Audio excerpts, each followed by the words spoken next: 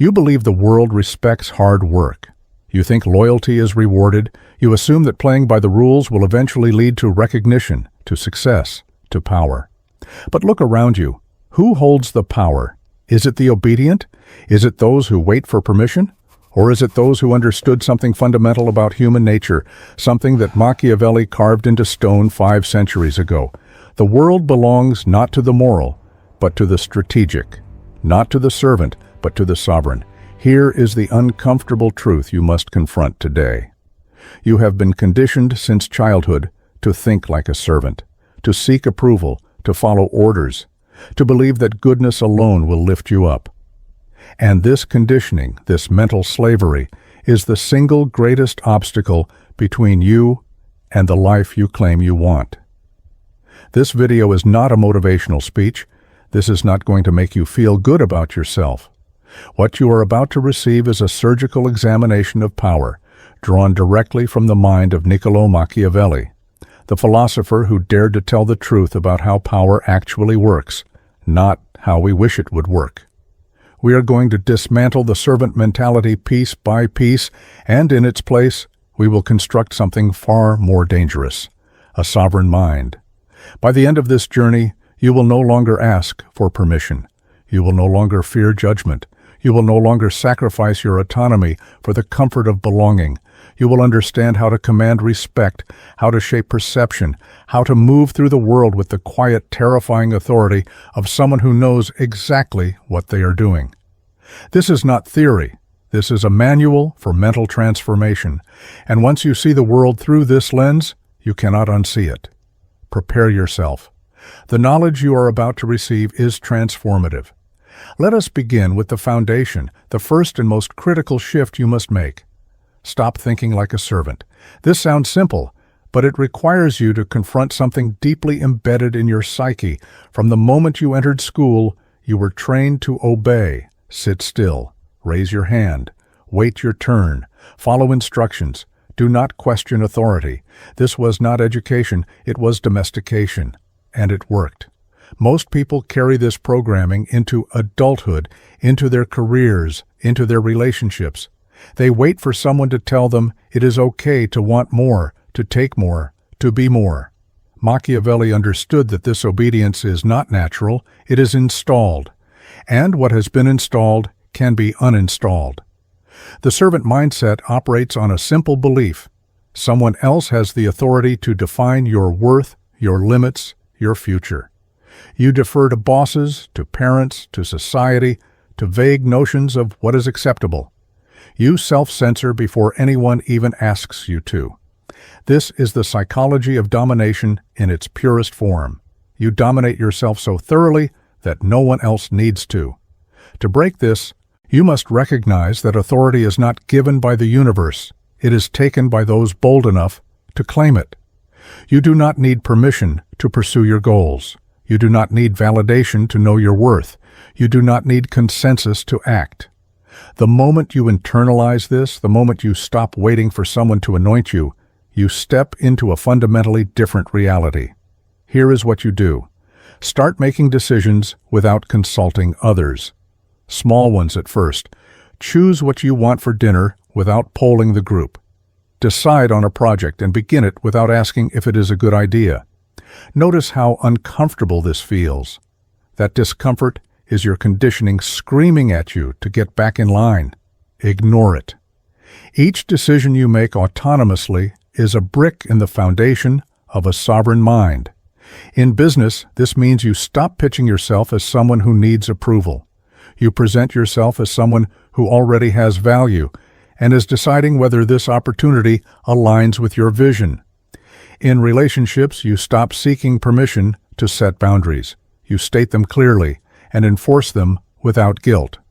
On social media, you stop crafting content to please an imaginary judge. You say what you believe and let the audience self-select. The servant asks, "Is this allowed?" The sovereign asks, "Is this useful?" Now, let us go deeper. Breaking the mental conditioning of obedience requires you to understand the psychology of domination itself. Power is not just physical force. Most domination happens in the mind. Someone convinces you that they have the right to control your behavior, and you comply not because you must, but because you believe you should. This is genius-level control. The most efficient tyranny is the one where the oppressed enforce the rules on themselves. Machiavelli saw this clearly. He wrote that princes need not be loved if they are feared, but more importantly, he understood that perception creates reality. If people perceive you as having authority, you have authority. If you perceive yourself as subservient, you become subservient. The battlefield is consciousness itself. To dominate yourself is to install a tyrant in your own mind, one who tells you that you are not ready, not qualified, not deserving. This tyrant uses shame, guilt, and fear to keep you compliant. And here is the key insight. This tyrant is not real. It is a ghost, a collection of old voices and societal scripts that you have internalized and mistaken for your own thoughts. How do you exorcise this ghost? You starve it. Every time it tells you to shrink, you expand. Every time it tells you to apologize, you stand firm. Every time it tells you to wait, you act. You do not argue with it, you simply stop obeying it. Over time, without your compliance, it loses power, and in that vacuum, something new emerges, your actual will, uncorrupted by conditioning. Apply this in your career. When your manager gives feedback, do not automatically accept it as truth. Evaluate it. Is it accurate? Is it useful? Or is it an attempt to keep you in a box that serves their interests? You can be respectful without being subservient. You can acknowledge input without surrendering your judgment. In your personal life, notice how often you suppress your desires to avoid conflict. That suppression is the tyrant at work. Start expressing what you want, calmly, clearly, without apology. You will be amazed at how often people simply accept it, because most people are so trained to defer that they instinctively yield to someone who is certain. This brings us to the next shift, from reactive to strategic thinking. The servant is reactive. Something happens, and they respond emotionally, defensively, impulsively. The sovereign is strategic. They pause, assess, and choose their response based on what advances their position. Machiavelli was the master of strategic thought. He did not care about moral posturing. He cared about outcomes. When he advised princes, he told them to act according to what the situation required, not according to what felt virtuous. If kindness served the goal, be kind. If ruthlessness served the goal, be ruthless. The criterion was effectiveness, not comfort. For you, this means developing the ability to step back from your immediate emotional reactions. When someone insults you, your programming wants you to defend, to prove them wrong, to seek justice. The strategic mind asks, does responding serve my goals? Often it does not. Often silence is more powerful. Often indifference is more devastating than any comeback. This is difficult because it requires you to subordinate your ego to your strategy. But understand this, your ego is not you. Your ego is a defense mechanism, a collection of fears about how others perceive you. When you let your ego drive, you are still thinking like a servant because you are still controlled by the opinions of others. Strategic thinking means you decide what matters. If someone's opinion has no impact on your goals, it does not matter. If engaging in an argument costs you time and energy with no strategic benefit, do not engage. This is not weakness, it is sovereignty. You are choosing where to invest your power. In business, this means you do not react to every competitor's move. You assess whether it affects your position. If it does not, you ignore it. If it does, you respond in a way that strengthens your position, not in a way that feels good. On social media, this means you do not feel compelled to respond to every comment, every criticism, every challenge. You engage strategically when it serves your message and your audience. The rest is noise. In relationships, this means you do not react to emotional provocations. You recognize when someone is testing you, trying to pull you into their emotional state. You remain calm, centered, and choose your response based on what outcome you want, not based on what they are trying to make you feel. This level of control is what separates the sovereign from the servant. The servant is pulled by every external force. The sovereign moves according to their own design. Now we arrive at one of the most profound shifts, rebuilding your identity around autonomy and power. Your identity is not fixed. It is a story you tell yourself about who you are. And most people, most of the time, tell themselves a story of limitation.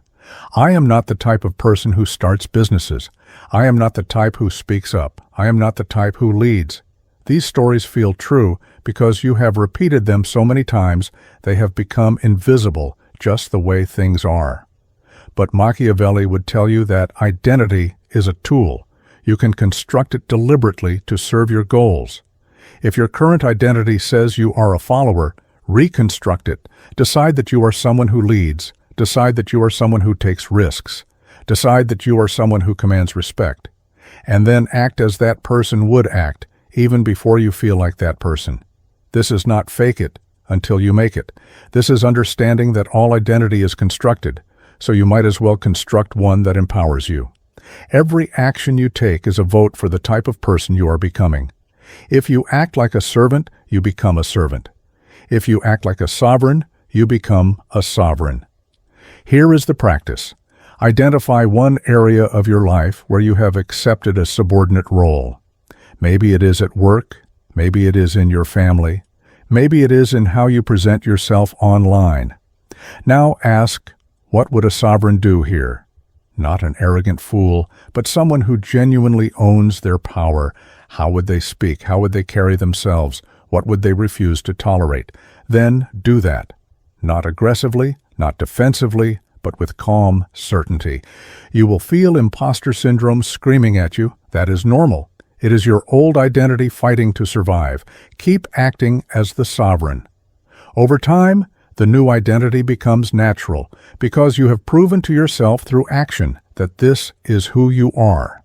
In your career, this might mean negotiating harder, turning down projects that do not align with your vision, or presenting your ideas with the assumption that they will be taken seriously because you take them seriously. In relationships, this might mean ending patterns where you overextend yourself to keep the peace. A sovereign does not sacrifice their well-being for someone else's comfort. They create relationships where mutual respect is the baseline, not the exception. On social media, this might mean sharing your perspective without hedging, without disclaimers, without apologizing for taking up space. You are not asking for permission to have a voice. You are using it. This shift in identity is the foundation for everything else. Because once you see yourself as sovereign, you stop tolerating the behaviors, environments, and relationships that treat you as less. Let us now move to a tactical layer, becoming emotionally untouchable. Machiavelli observed that the prince who is swayed by emotions is easily manipulated. Fear, anger, guilt, desire, these are levers that others will pull if you allow them access. The sovereign mind does not eliminate emotions, but it does not allow emotions to dictate decisions. Emotional untouchability is not coldness, it is mastery. You feel the emotion, you acknowledge it, but you do not act from it. When someone tries to provoke you, you notice the attempt and you choose not to take the bait. When someone tries to make you feel guilty, you assess whether the guilt is justified, and if it is not, you release it.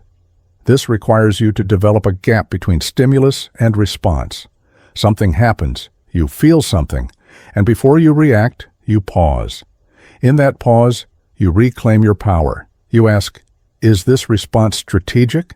Does it serve me? Or am I just being controlled by an emotional reflex? Most people are entirely reactive. They are puppets, and anyone who understands their emotional triggers can pull the strings.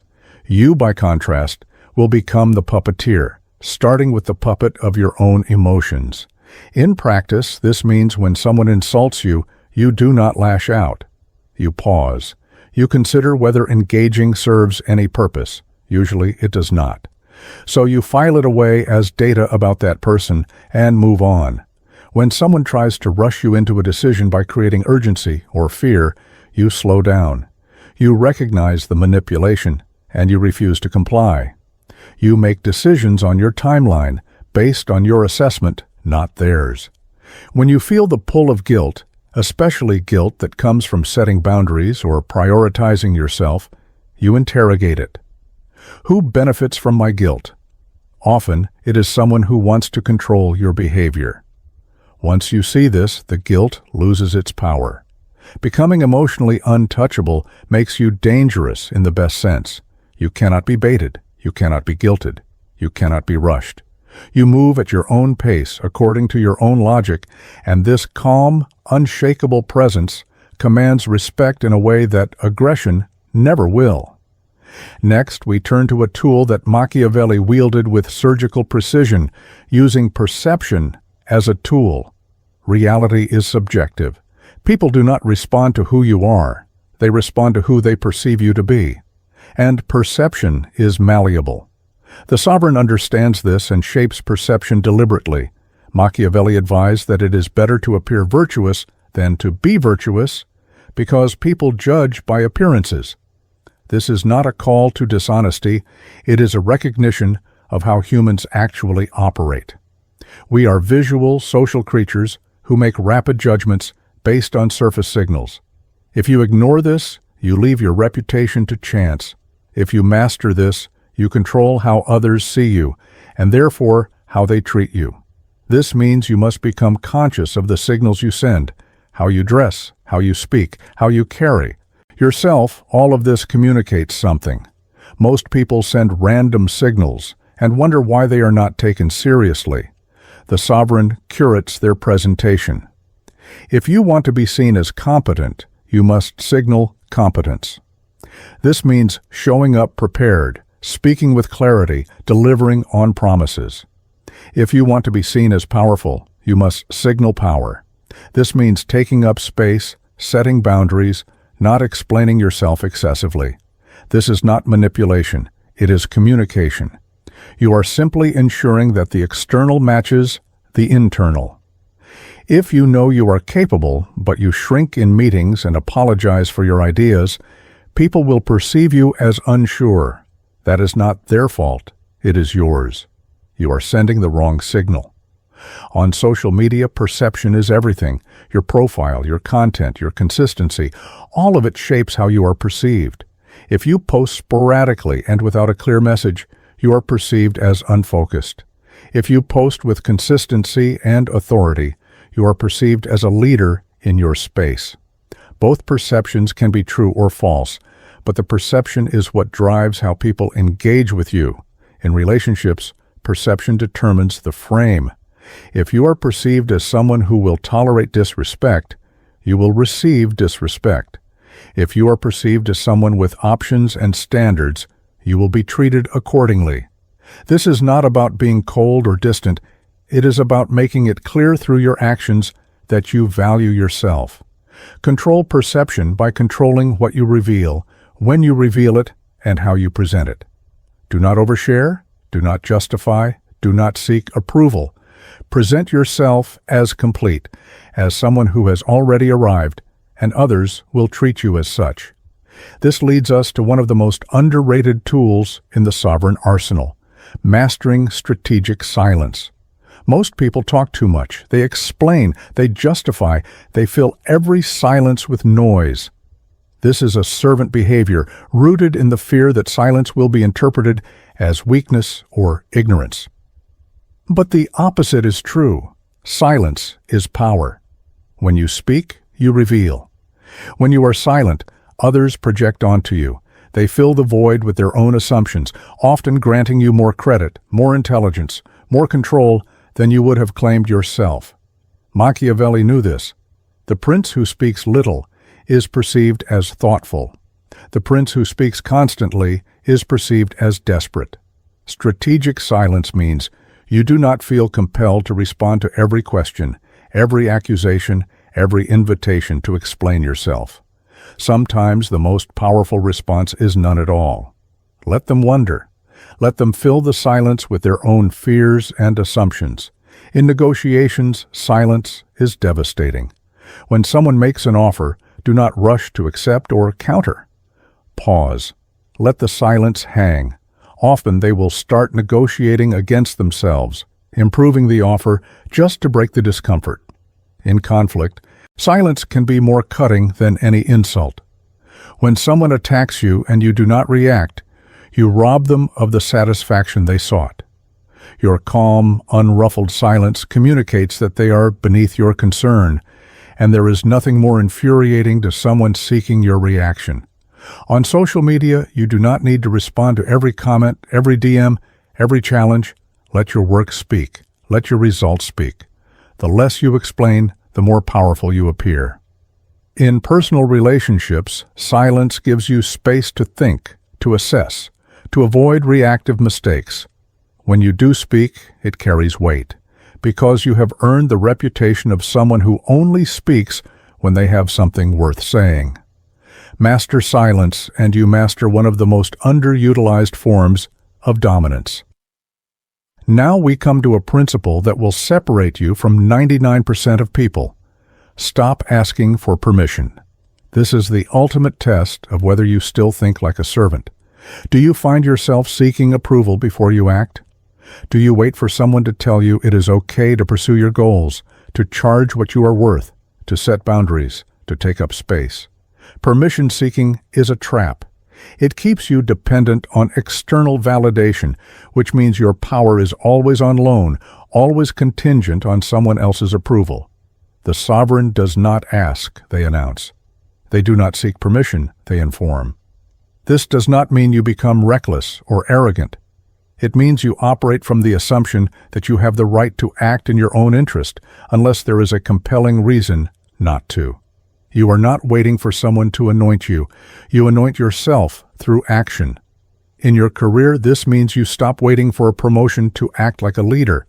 You start leading now in the role you have, and the title follows. You stop asking if you can take on a project. You take it on and inform your manager of what you are doing. In business, this means you do not ask if people will pay for your product or service. You set the price based on the value you provide, and you let the market decide. You do not apologize for charging what you are worth. In relationships, this means you do not ask permission to have needs, to set boundaries, to prioritize yourself. You state what you need clearly and without guilt, and you let others decide whether they can meet you there. On social media, you do not ask if your content is good enough. You create it, you publish it, and you refine based on feedback. The act of creating and sharing is itself the permission. This shift is terrifying for most people because it means taking full responsibility. When you ask for permission, you can blame others if things go wrong. When you act autonomously, the outcomes are yours alone. But this is precisely what makes it powerful. You own your wins and your losses, and in that ownership, you become free. Becoming the one who sets the rules is the natural extension of this. The servant follows rules. The sovereign creates them. Every system, every organization, every relationship operates according to rules. Most of these rules are implicit, unspoken, and designed to benefit those already in power. If you are not conscious of this, you will spend your life following rules that were never designed to serve you. The sovereign recognizes that rules are not handed down by gods. They are created by people, often people no smarter or more capable than you. And if rules can be created, they can be changed, or ignored, or replaced. This does not mean you break laws or act unethically. It means you stop treating arbitrary social rules as sacred. The rule that says you must wait 10 years to be taken seriously in your field? Ignore it. Prove your value now. The rule that says you must be humble and never promote yourself? Discard it. Promote yourself strategically and let your work back it up. The rule that says you must tolerate disrespect to be liked? Reject it. Set boundaries and let those who respect them stay. In your career, become the person who redefines expectations. If everyone else in your company works 12-hour days and you find a way to deliver better results in 6, you have just changed the rules. You have proven that the old way is not the only way. In your business, set the terms. Do not accept the standard industry practices if they do not serve you. Create your own model, your own pricing, your own client relationship structure. The market will resist at first, but if your value is clear, the market will adapt. In relationships, you set the standards. You decide what you will tolerate and what you will not. You do not negotiate on your core values. You present them clearly, and you let others choose whether to meet them. On social media, you define your niche. You do not follow trends unless they align with your vision. You create the content you believe matters, and you let your audience form around that, rather than contorting yourself to fit someone else's algorithm. Setting the rules is an act of creation. You are no longer accepting the world as it is handed to you. You are building the world you want to inhabit. This brings us to a principle that is as counterintuitive as it is effective. Value withdrawal over chasing. The servant chases. They pursue approval, clients, partners, opportunities, always trying to prove their worth, always hustling for the next yes. The sovereign withdraws. They create value, they make it known, and they let others come to them. Machiavelli understood that scarcity creates value. The prince who is always available, always eager, always accommodating is not respected. The prince who is selective, who grants access sparingly, who does not chase, is pursued. This is basic human psychology. We value what is rare. We dismiss what is abundant. If you are always available, always saying yes, always trying to please, you are abundant. You are common. But if you are selective, if you say no, more than you say yes, if people must earn your time and attention, you become rare. And rarity is power. This does not mean you become aloof or rude. It means you become intentional. You do not respond immediately to every message. You do not accept every invitation. You do not say yes just to avoid conflict. You evaluate each opportunity against your goals, and if it does not serve you, you decline. In business, this means you do not chase clients. You create such clear value that clients seek you out. And when they do, you qualify them. You make sure they are a fit. You are not desperate for any deal. You are looking for the right deal. In relationships, this means you do not pursue people who are ambivalent about you. You invest in people who reciprocate. You do not try to convince anyone of your worth. You simply embody it, and those who recognize it will stay. On social media, this means you do not engage with every critic, every troll, every person demanding your attention. You create your content, you engage with your community, and you ignore the noise. The more you chase engagement, the less powerful you appear. The more you focus on value, the more engagement comes to you. Withdrawal is magnetic. Chasing is repellent. Reverse the pattern, and you reverse the dynamic. Now let us discuss how to transform fear into authority. Fear is the servant's constant companion. Fear of failure, fear of judgment, fear of loss. This fear keeps them compliant, keeps them small, keeps them asking for permission. But the sovereign has a different relationship with fear. They do not eliminate it, they weaponize it. Machiavelli famously said it is better to be feared than loved if you cannot be both. But fear, when applied correctly, is not about cruelty. It is about creating a boundary that others do not cross. It is about making the consequences of disrespecting you clear and unavoidable. In your own psychology, fear becomes authority when you stop running from it. When you feel fear, you usually avoid the thing that scares you. But every time you do this, you reinforce the fear. You teach yourself that the fear is valid, that you are not capable of handling what lies beyond it. The sovereign does the opposite. They move toward the fear. They take the action that scares them, and in doing so, they prove to themselves that the fear was a phantom. And each time they do this, their authority over their own mind grows. In your career, this might mean having the difficult conversation you have been avoiding. asking for the raise, setting the boundary with a colleague. The fear says you will be punished, but when you act despite the fear and survive, and often thrive, you reclaim power. In business, this might mean launching before you feel ready, charging the price you deserve, putting yourself in front of an audience. The fear says you will be rejected. But rejection is just data. It does not kill you. And those who push through it discover that, on the other side, is growth. In relationships, this might mean ending a dynamic that no longer serves you, even though it is comfortable. The fear says you will be alone. But being alone is better than being diminished, and the space you create allows something better to enter. On social media, this might mean sharing the controversial opinion, the personal story, the unpolished truth. The fear says you will be judged, and you will. But judgment from strangers who do not know you has no real weight. Those who resonate will find you, and they are the only ones who matter. Fear transformed into authority means you no longer allow fear to dictate your actions. You feel it, you acknowledge it, and you act anyway. This is courage, and courage, consistently applied, becomes authority.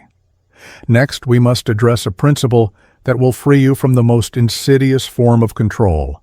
Detach from attachment. Attachment is the root of suffering, but it is also the root of manipulation. When you are attached to an outcome, to a person, to a possession, you can be controlled through that attachment. The threat of loss becomes a lever that others can pull. Machiavelli would tell you that the prince who needs nothing cannot be bought. The prince who wants nothing cannot be threatened. This is the power of detachment. It does not mean you care about nothing. It means you do not need anything so desperately that you compromise yourself to get it. In your career, attachment to a job makes you easy to control. You will tolerate disrespect, undercompensation, poor treatment, because you are afraid to lose it. But when you detach, when you know you can walk away, you negotiate from strength, you set boundaries, you demand what you are worth, and paradoxically, this often makes you more valuable to the organization because you are not acting from desperation.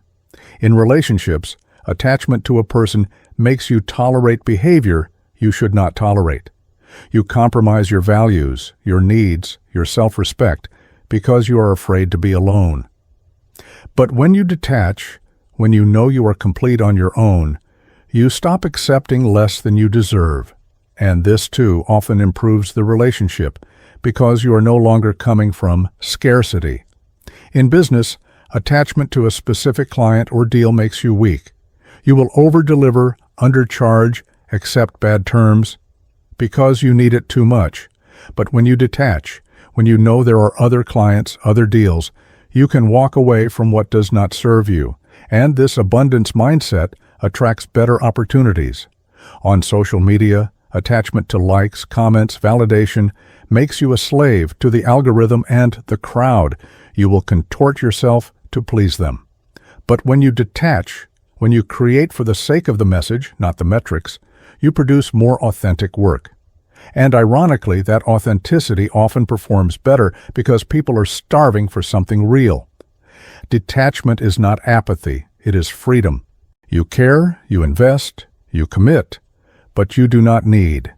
And in not needing, you become uncontrollable. This leads us directly into adopting Machiavelli's view of human nature. Machiavelli was called a cynic, but he was a realist. He looked at how humans actually behave, not how we wish they would behave.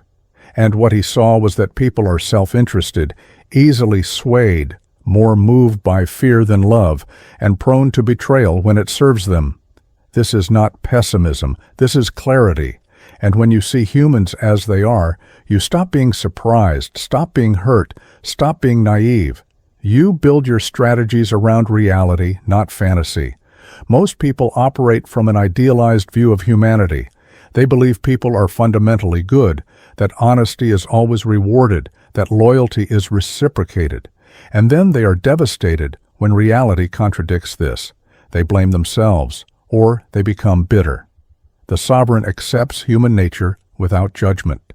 People act in their own interest. This is not evil. It is biology. Your job is not to change them. It is to structure your interactions so that their self-interest aligns with your goals. In business, this means you do not trust someone's word. You trust incentives. You create contracts. You build systems. You align interests so that it is in their benefit to honor the agreement. You do not rely on goodwill. You rely on structure. In relationships, this means you do not expect people to sacrifice for you out of pure love. You recognize that healthy relationships are ones where both people's needs are met. You communicate clearly what you need, and you choose people who are capable of meeting those needs because it also serves them. In your career, this means you do not expect loyalty from an employer. The moment you are not useful, you will be let go. So you build your skills, you build your network, you build your options. You serve the organization well, but you do not sacrifice yourself for it. On social media, this means you understand that attention is self-interested. People follow you because you provide value, entertainment, insight. The moment you stop providing it, they leave. This is not personal. This is the nature of the platform. So you focus on consistent value, not on being liked. When you adopt this view, you stop taking things personally. You stop being shocked by betrayal. You stop expecting people to be other than they are. And in this acceptance, you gain the clarity to act effectively. Now we arrive at a shift that will eliminate much of the internal resistance you face. Replace moral guilt with rational calculation. Guilt is a control mechanism. It is installed in you by society, by family, by religion, to keep you from acting in your own interest. And it works beautifully. Most people sabotage themselves out of guilt long before anyone else has to stop them. Machiavelli would tell you that morality is a luxury of the secure. When your survival, your success, your sovereignty is at stake, you do not have the privilege of abstract moral purity. You do what works. This does not mean you become a sociopath. It means you stop letting guilt paralyze you when you set a boundary, when you say no, when you prioritize yourself, when you pursue your goals aggressively. The servant feels guilty for wanting more, for charging what they are worth, for putting themselves first. This guilt keeps them in service. The sovereign evaluates actions based on outcomes, not on whether they make them feel virtuous. In your career, you may feel guilty for leaving a job, for negotiating hard, for turning down extra work. But this guilt serves your employer, not you. Replace it with calculation. Does this action serve my long-term goals? If yes, do it. If no, do not. In business, you may feel guilty for charging premium prices, for saying no to clients, for enforcing boundaries. But this guilt keeps you poor and overworked. Replace it with calculation. Does this client, at this price, with these terms, serve my business? If yes, proceed. If no, decline. In relationships, you may feel guilty for ending a friendship, for setting a boundary, for choosing yourself. But this guilt keeps you in dynamics that drain you. Replace it with calculation. Does this relationship add value to my life? Do I add value to theirs? Is this mutual? If not, it is okay to let it go. On social media, you may feel guilty for promoting yourself, for charging for your knowledge, for not responding to every person who demands your time, but this guilt keeps you broke and burnt out. Replace it with calculation. Does this action move me toward my goals? If yes, do it without apology. Rational calculation is not cold, it is clarity. It allows you to make decisions based on reality, not based on a script written by people who benefit from your compliance. This clarity allows you to build a mind that cannot be manipulated, which is the ultimate fortress. A mind that cannot be manipulated is one that operates on its own logic, its own values, its own assessment of reality. It does not accept premises without examination. It does not follow arguments based on authority alone. It does not yield to emotional appeals that bypass reason. Machiavelli's entire philosophy was about creating leaders who could not be manipulated, who could see through the performances of others, who could act based on clear assessment rather than being swept along by sentiment or social pressure. To build this mind, you must become a skeptic of your own thoughts. Where did this belief come from? Who benefits if I believe this? Is this actually true, or is it just comfortable, or familiar, or socially acceptable? Most of your beliefs were not chosen by you, they were installed, and many of them serve someone else's agenda. The belief that you should always be humble serves those who do not want you to compete with them. The belief that you should prioritize others over yourself serves those who want to extract your resources.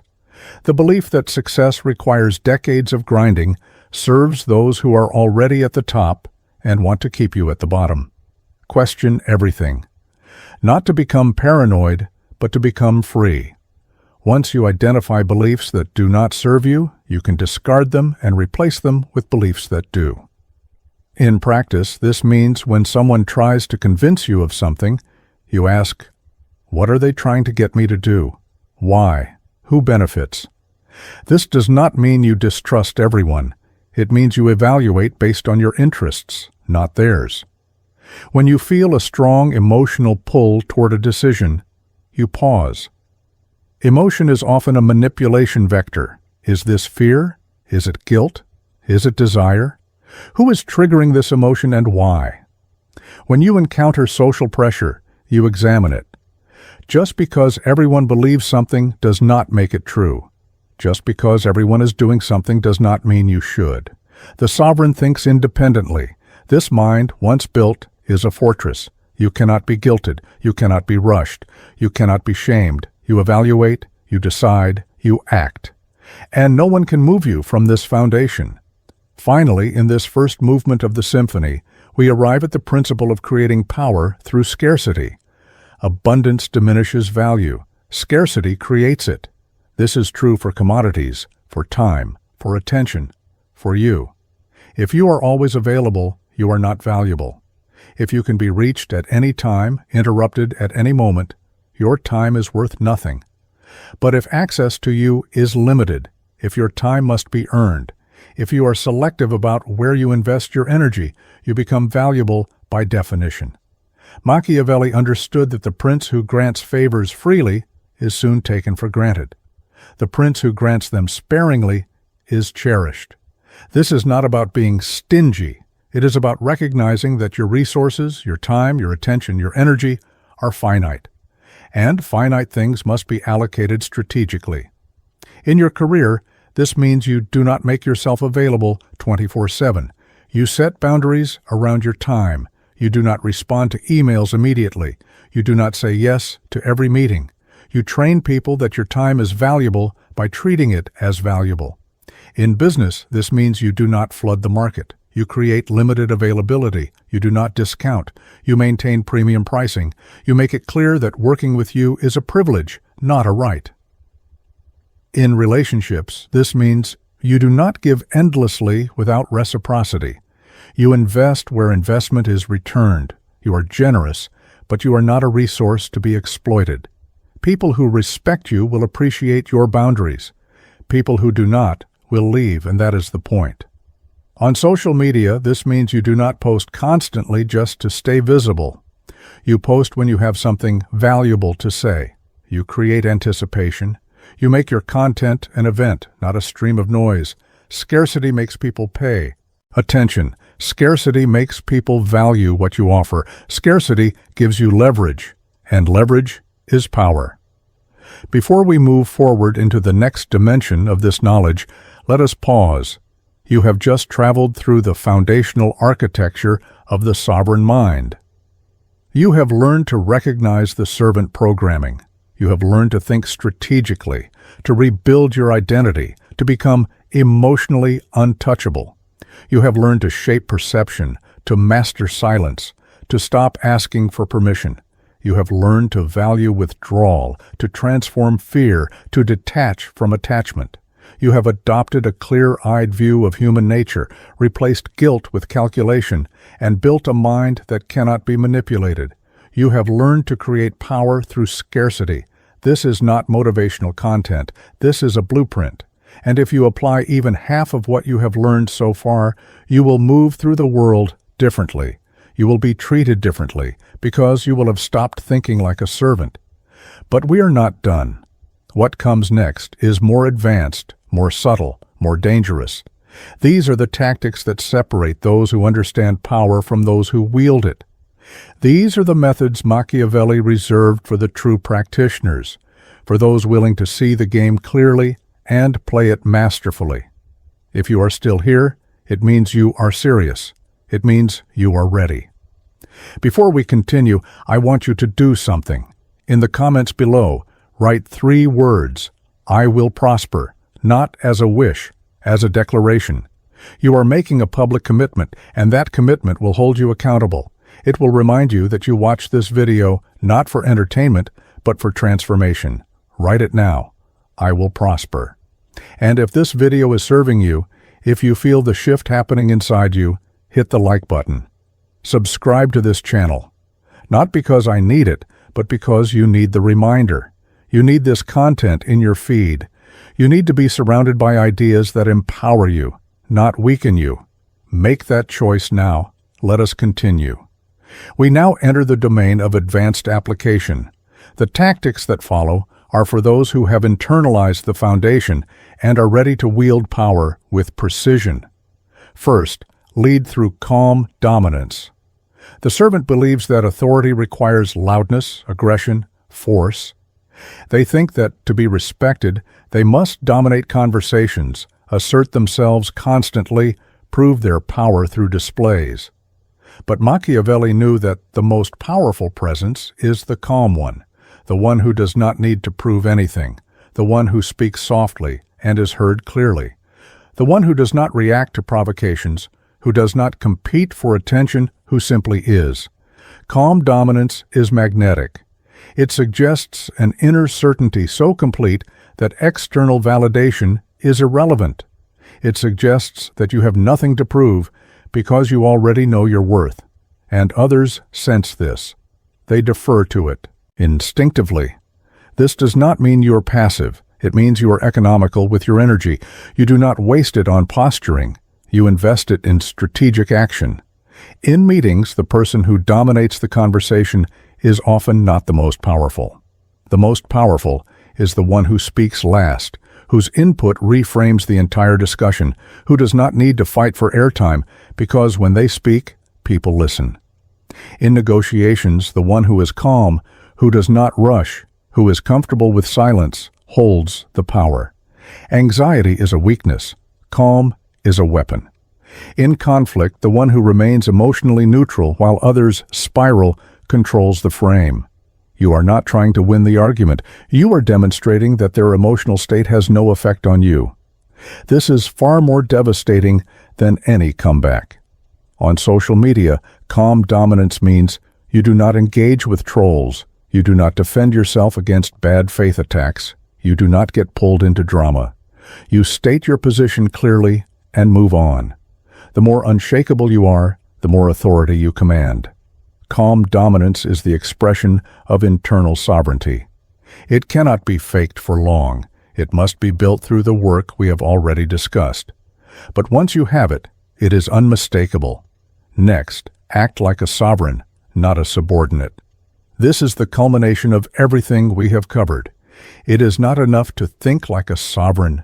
You must act like one. And acting like one means embodying the principles in every interaction, every decision, every moment.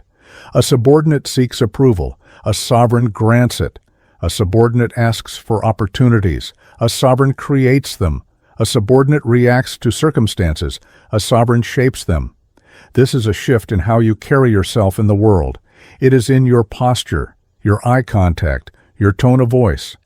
It is in how you enter a room, how you respond to questions, how you set boundaries. When you walk into a space, do you shrink, hoping not to be noticed? Or do you take up space, comfortable in your presence? The sovereign takes up space. When someone challenges you, do you rush to defend yourself? Or do you pause, assess, and respond only if it serves you? The sovereign does not defend reflexively. When someone makes a demand on your time, Do you comply out of fear of conflict? Or do you evaluate the request against your priorities and decline if it does not serve you? The sovereign protects their time. This is not arrogance.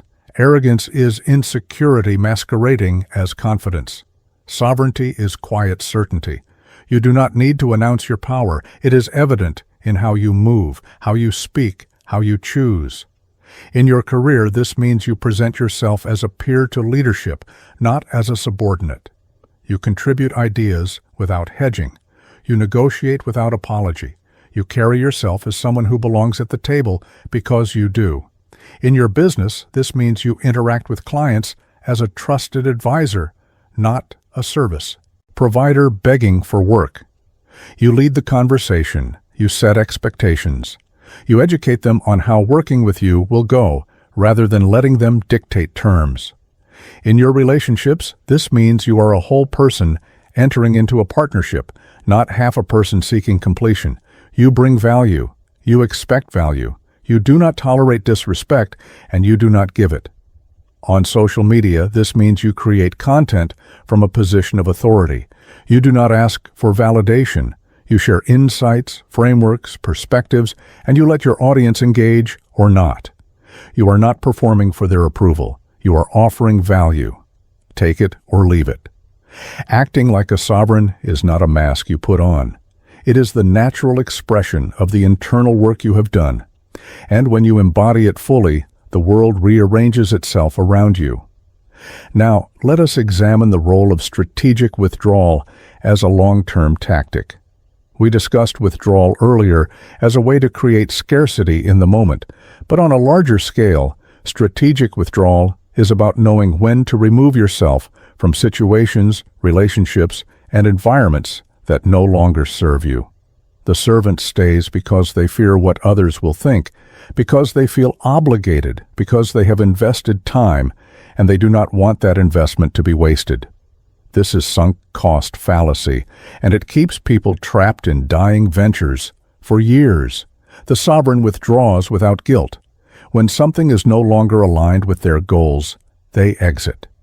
Cleanly, completely, without looking back. This applies to jobs that no longer challenge you, to business partnerships that have become parasitic, to friendships that drain more than they nourish, to content strategies that no longer resonate. Withdrawal is not failure. Withdrawal is recalibration.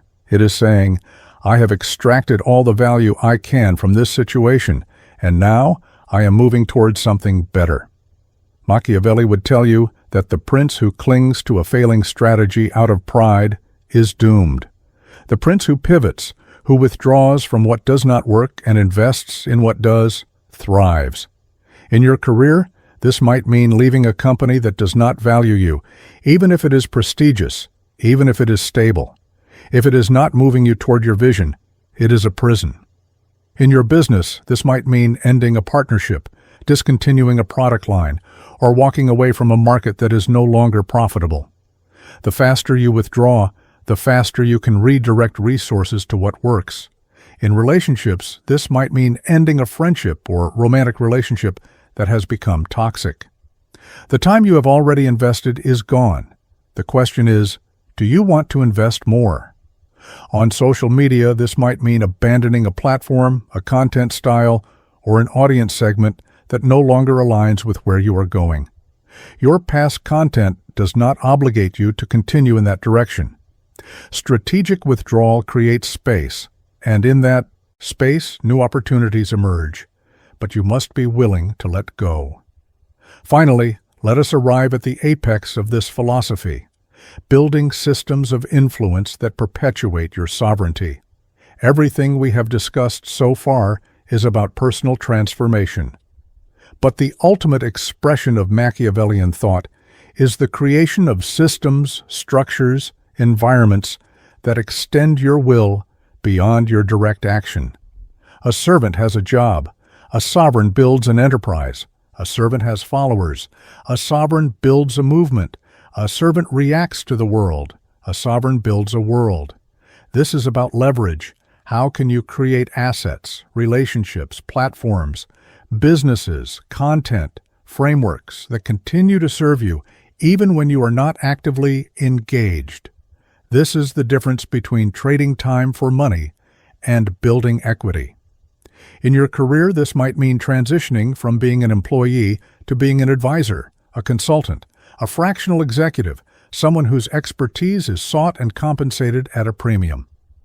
In your business, this might mean building systems that generate revenue without your constant input. Courses, digital products, subscription models, teams that execute your vision while you focus on strategy. In your relationships, this might mean cultivating a network of people who respect you, who advocate for you, who open doors without you needing to ask. On social media, this might mean building a body of work, a library of content, a brand that attracts opportunities to you. You are no longer hunting for visibility. Visibility hunts for you. Machiavelli understood that individual power is limited, but systemic power, power embedded in structures that outlast you, is enduring. This is the ultimate sovereignty. You are no longer dependent on your daily efforts. You have created mechanisms that multiply your impact. This does not happen overnight. This is the work of years. But every decision you make from this point forward can either move you toward this or keep you trapped in the servant's cycle of trading time for survival. Choose sovereignty. Choose systems. Choose legacy. You have now been given a complete framework, from the foundational mindset shifts to the advanced tactical applications. You have the knowledge Machiavelli would have reserved for his most trusted pupils. But knowledge without application is entertainment. And you did not watch this video to be entertained. You watched it to change. So here is what you do next. You choose one principle from this video, one that resonated most deeply, and you apply it today, not tomorrow, today. You take one action that a sovereign would take. You set one boundary. You say no to one thing that does not serve you. You make one decision without asking for permission. And tomorrow, you do it again, and the day after that. And slowly, action by action, you will notice something shifting. The world will begin to treat you differently, not because the world has changed, but because you have. You will stop seeking approval and start granting it. You will stop reacting and start creating. You will stop thinking like a servant and start embodying the sovereign you were always meant to be. This is not a motivational speech. This is a transmission of power, and now that power is in your hands. Use it wisely. Use it ruthlessly. Use it to build the life you were told you did not deserve. Welcome to sovereignty. Don't forget to give a like or a hype and subscribe to the channel. Watch the next video to complete everything you just learned.